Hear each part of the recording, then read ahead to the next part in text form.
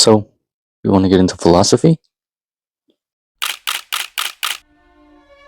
Maybe you don't know where to start or struggle with basics. Maybe you envision yourself in a tribon or philosopher's cloak, sitting on a rock and thinking for even eternity.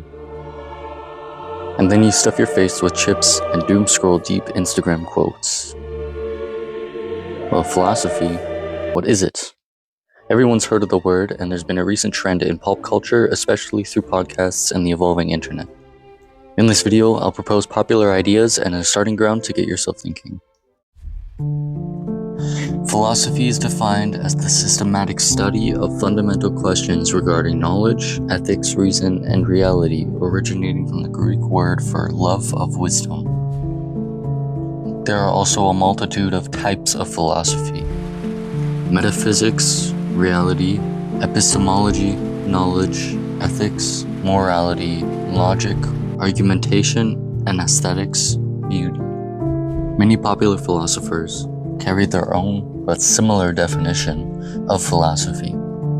A few examples being Friedrich Nietzsche, who was famous for the will to power. He defined philosophy as a passionate, creative, and dangerous activity, as well as the art of creating your own values and living by them. Socrates, famous for the Socratic method, viewed philosophy as not a set of answers or a collection of facts, but as a way of life dedicated to the pursuit of wisdom through questioning in simple terms. He believed philosophy is the constant examination of yourself and your beliefs to live a better, more virtuous life.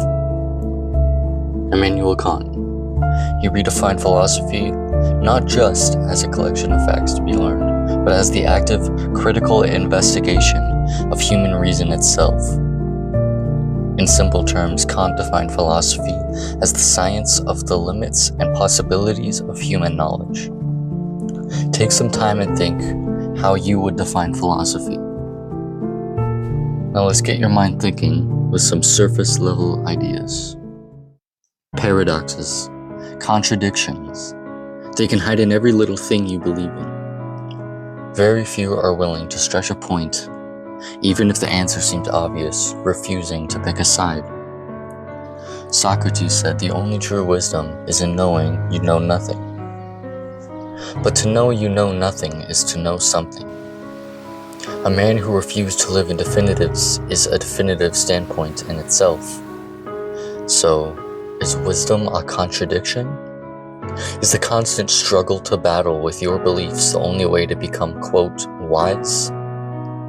They live in politics, morality, religion, even the way we see ourselves and our beliefs. So let's start with a simple and a commonly discussed standpoint, even if you find it silly or if you're not new and are sick of hearing this. What is truth? I'm not going to give you something that I'm telling you to believe or that I even believe it in myself. I just want to get your mind thinking beyond the surface. Some would define it as something proven to be a fact. A rough example being, murder is bad, obviously. But what about the possibility of this being subjective? We chose through given morals that murder is bad, so this is law and this is true. We say murder is wrong, it feels universal, but is it discovered or decided? What if something had led us to believe murder is good? Possibility is important to consider when you think about subjective versus universal truth. Some would call this unnecessary, overthinking, even pointless. But if wisdom is a lifelong pursuit, how can questioning be unnecessary? I'm not arguing any of these points are true, but I'm rather just proposing them as something to be thought of. Start with the simple things you believe and break them down to their core, stress over them. Many early philosophers believed the moment you think you become too smart to question things and to stop searching for wisdom, you've reached a point referred to as hubris. A few other words to look into this could be dogmatism or sophomoric.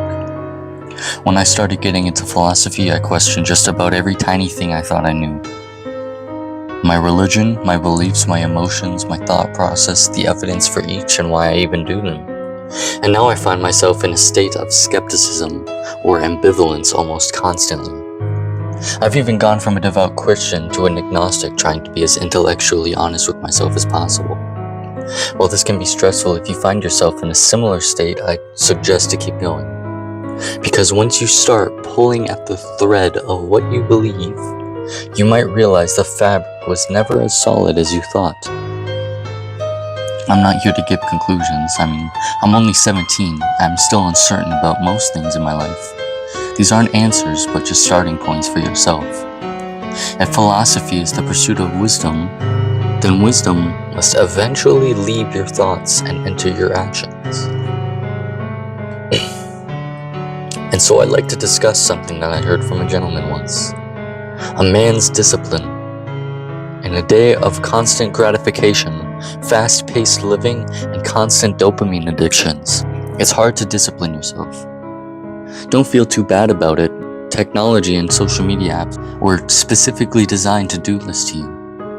And when you do try to develop a specific discipline, you find yourself almost stuck, lost, frustrated, like you're unable to change yourself and never will be able to. But remember, your conditioning doesn't have to be your definitive.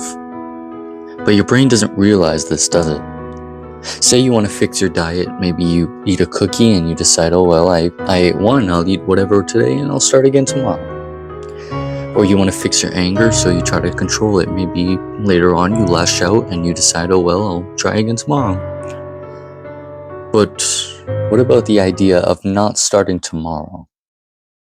It's so normalized these days to just try again tomorrow, but why not just try again the same day? You eat the cookie, you lash out, fall into a temptation of any sort. Why not just try again the same day? We've been taught to just try again and feed into our constant need for instant gratification instead of starting immediately the same day and letting that carry out into the next. This leads to the eventual mastery the Stoics talked about so often. You don't start tomorrow, you start now, and if you fail now, you start now again.